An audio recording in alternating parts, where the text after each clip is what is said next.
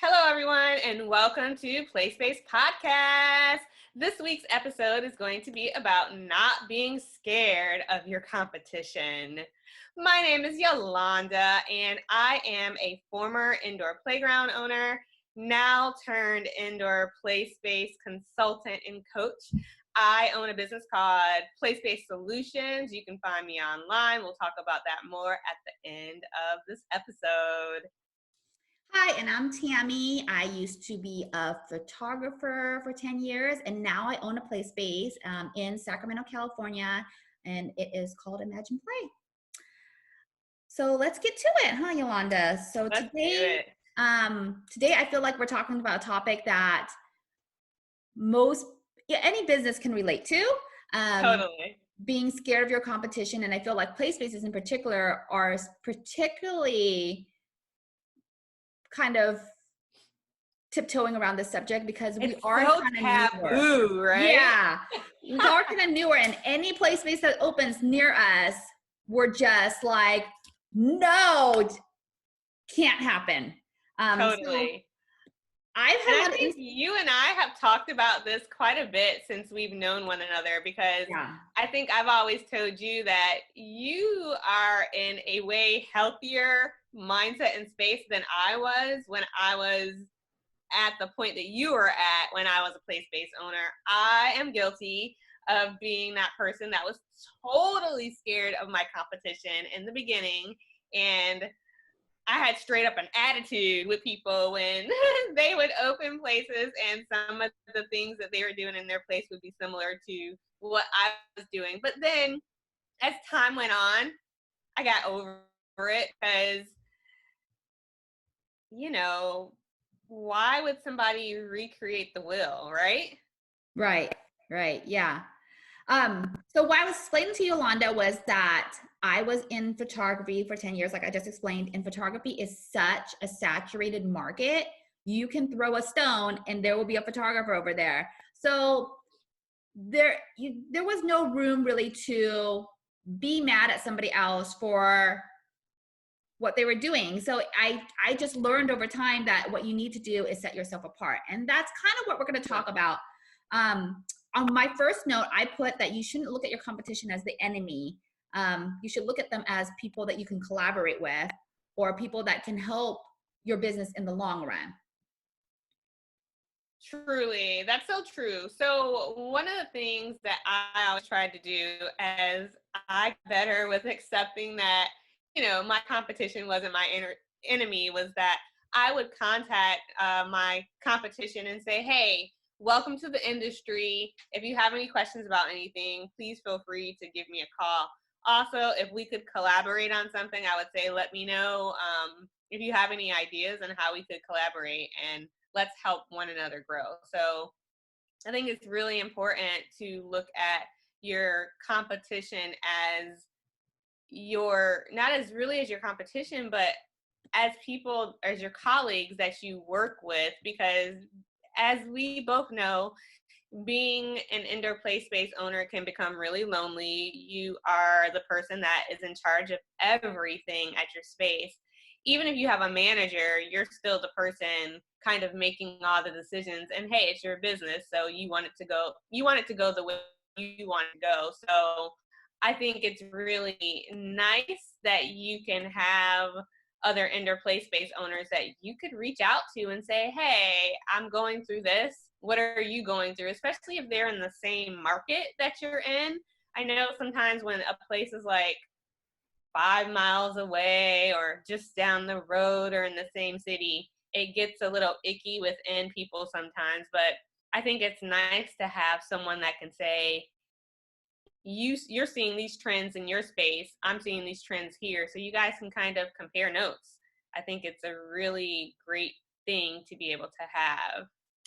I definitely agree with that. And I also think that we as an industry have to collaborate together so that way we can make things a little bit more unified. Now it's really about, because you're scared of your competition, I'm going to be lower priced than her. I'm going to be, I'm going to do this or X, Y, and Z. And really all that does is really devalues us as a whole.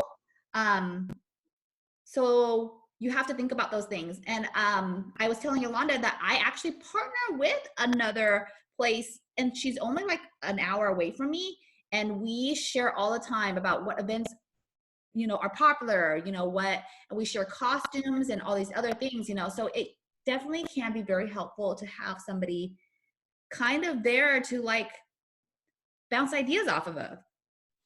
True that. And it's great to just have the support from another person that's doing the same thing that you're doing. I think it's really important to understand that within having your competition, each of you are going to have your own niche within the niche. Here in sunny Orlando, Florida, when I was owning my Playspace, and now my Playspace still exists with new owners, there are about 16 or 17 other indoor play spaces. Not one of them was the same thing that I was doing in comparison. We may have had some of the same types of events, but they are doing their own unique things, and I always did my own unique thing. So focus on your niche within the niche. What I mean by that is that when I was the owner of MySpace, one of the things I focused on was working with babies, so that 0 to 2-year-old age group. And MySpace was more of a Montessori-based learning space. So I focused on those two things, and those are actually the two things that helped me to pull away from the competition and actually what made me unique in what I was doing. Yeah. And so this kind of goes into our next kind of topic. One of the notes that Yolanda put down was that duplication is inevitable, right? Mm-hmm. So if she is doing something that works for her, there is a great chance that another play space will come and try to do the same thing. Do you have any knowledge on Exactly. that? Oh, totally. So when I opened my Playspace back in 2009, before I even opened 2007, 2008, when I was planning my business, I, like everyone else, went online to see what everyone else was doing. When I opened my space in my town, there really wasn't anything like mine or close to mine that was in operation. However, we always talked about like McDonald's and Burger King. Like, eventually there would be a place that was similar to mine across the street or something like that eventually. And eventually there was a place that opened that was doing something that was similar to mine. And then before I knew it, there were a bunch of places. So duplication is inevitable, not only in your town, but in the nation. As time went on, I began to see people that were doing some of the same things that I was doing at Amaya Papaya. And gosh, looking back now, it's flattering. It's flattering that I was able to create a model that some other person saw that they may have had an ideal about as well, and said, hey, let me do that because it seems like it's working for her. So of course, people are going to see what you're doing, especially if it seems like it's working, and they're going to try it if that's something they have in their heart that they want to try for business as well. So it's totally inevitable. Yeah. So yeah, I do talk about like that. So I feel like people feel resentful when you go to somebody's website and they copied word for word your website and everything like that. Yeah. It's natural to feel that way, but then I encourage you guys to look at it as like, well, you started from somewhere too, so Right. obviously they're starting from somewhere too. And this kind of goes into my next point as well, that just because they're copying your entire website right now doesn't mean that they're going to succeed, even though I hope they do. Right. Because you, in the long run, are the wiser person, the business that's been in business for many years, and you really do know behind all that fluff what actually works for your business. So Right. instead of throwing up in your hands and saying, oh, I can't believe that they copied everything on my website, start thinking about how you can reinvent your space to actually now set yourself apart from the person that copied you. True, indeed. And that's something that I actually had to do probably about, gosh, 5 or 6 years into my business as it started opening and they started focusing on the entire age range, which was 0 to 6 that I was focusing on. I had to kind of go back to the drawing board on my business plan and say, what has been successful for me in my business or the most successful? And how can I take what's been most successful at my space and do it at my place even more to where I'm going to be different from my competition? And what can I do better than the people that are competing with me because I've had a little bit more experience doing it? Um, Something that was helpful to me as I began to feel resentful, if you would, about other businesses is as I began to reach out to those other businesses, I really tried to understand why those people felt the need to open their place. And some of their reasons were the same as mine. They just wanted to create a place for their community to be able to have a space for their kids to play. And of course, as a business owner, they wanted to make money. And as a business owner, I totally respected that. So how could you just not begin to respect someone for wanting to do exactly what you wanted to do, you Yeah. know? And I also try to look at it as when I was a photographer, I would always look at it as there is, I don't know, 20,000 people in my town. Can I technically shoot all 20,000 people? No. Right. You know, you can only have a percentage of that 20,000 or whatever because you don't have the time. You're only one person, you know? So you Right. also have to look at that in your play space too. Can you fit all 10,000 moms in your play space? No, Right. it's not possible, you know? So are you happy to have a percentage of those moms? Absolutely. And where are the other percentages going to go? To other play spaces. And that's okay. Right. It's totally okay. So, two things that I just thought of and that I have in my notes is one, I guess speaking from the person that's been resentful, if you would, is that on those days that you're really slow, you're kind of like, is my competition busy today? I wish I had those people that were at their place today making them busy at mine. So I think that's where some of the resentment comes in too, because if you've been around a while and then you suddenly get competition and now they're busy, of course, in some aspects with just society, if you would, shiny and new, people are going to go where it's shiny and new. But also, my second point is that people are then going to plateau and they're going to begin having their normal schedules, which means kind of like we had talked about Burger King and McDonald's. Today they might come to your place, tomorrow they may go to the other place, on the next day they may go somewhere else, and so on. So each day of the week, they just may have a plan to go to different places. So what I try to do with my customers, especially when they would be in my business and they would be talking about other places that were around, i.e., for me, competition was our local science center. People would go to the science center on a certain day of the week and they would come to a Maya Papaya on another day of the week. And I began to join those conversations and to talk to them about what they liked about those other places and what they liked about mine. But then, as you are, I'm also a parent.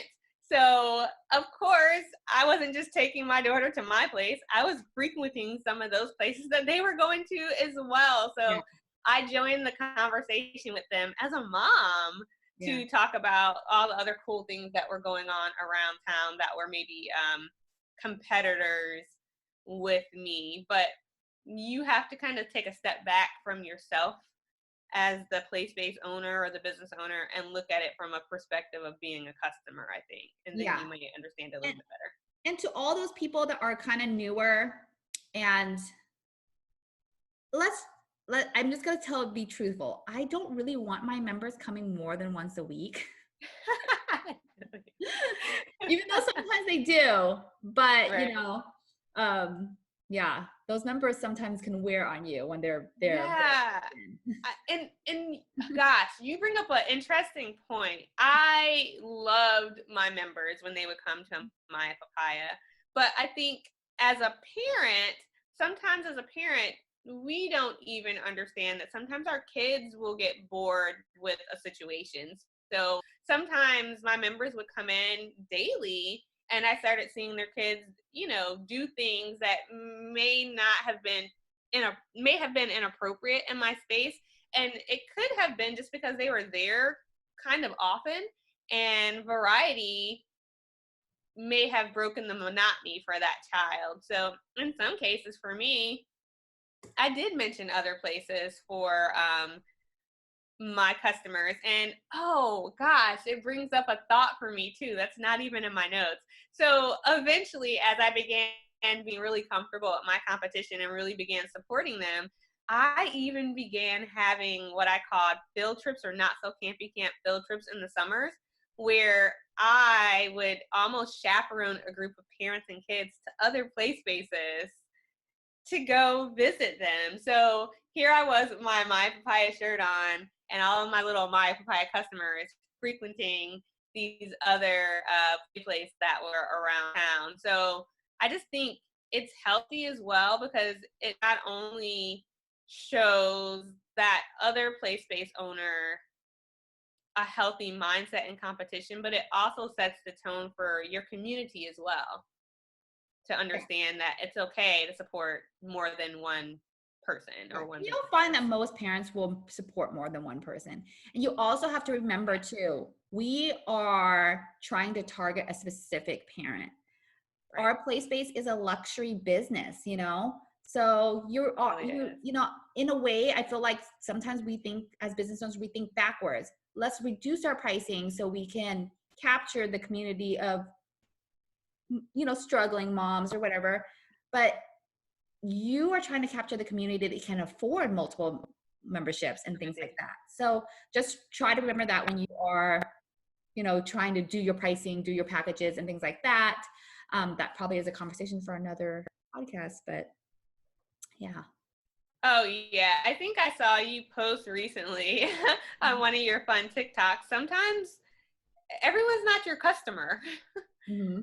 Everyone's not your customer. So I think that's important when deciding who your competition is, because your competition may true indeed not share the same clientele that you think they have. So just understand that everyone is here, their business does a certain thing, and even though it's competition, it's not always a negative, basically. I don't think it's negative at all. And I feel like in the community, or in human nature generally, that if you are out there just spreading kindness and willing to help, you'll always receive it back. True. I think one of your first notes that you wrote down that I'm looking at right now is that your competition is not the enemy.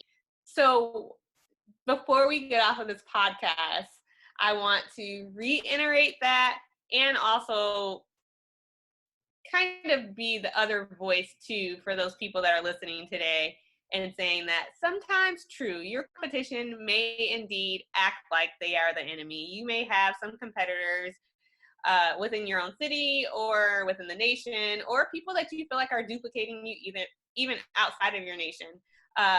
Sometimes people aren't so nice. Sometimes they do act like they are the enemy. And I think, like you just said a few minutes ago, it's important for you to come from a place of love with those people, because you are teaching them how healthy competition should be. So I think it's just really important to understand your stance on competition and to look at it from a healthy place as opposed to a negative place, because when you're looking at competition from a negative place, that's where I think it breeds stress for us as place-based owners. I think it's really important for us to think about our mental health when we are considering opening one of these places, and when we have them open. Competition is one of those things that really adds on to stress. And if you can kind of eliminate that piece, then, you've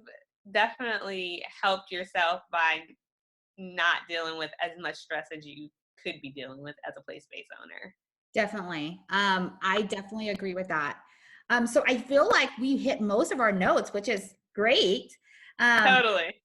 Yeah, so hopefully that really gives you guys a lot of good insight about what we feel like our industry should be as far as us being involved with each other.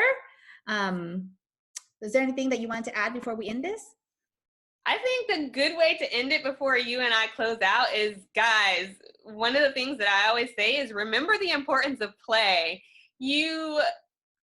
Remember that you guys are opening these places because play is the overall point. Play is fun and play is positive. So if we remember the importance of play, some of the other things can get thrown out the door. Yeah. We are definitely all in it together. So Sure. if you want to find me or Yolanda, I am at Playspace Owner on Instagram, and you can find my website at Imagine Play Elk Grove. Cool. And so you can find me on Instagram and on Facebook at Playspace Solutions, or you can find me online on my website at playspace.solutions. As always, we're grateful that you're tuning in to our podcast, and we'll see you guys on the next episode. Yeah, so we're talking about responding back to reviews in the next episode. So tune in. Bye. Bye.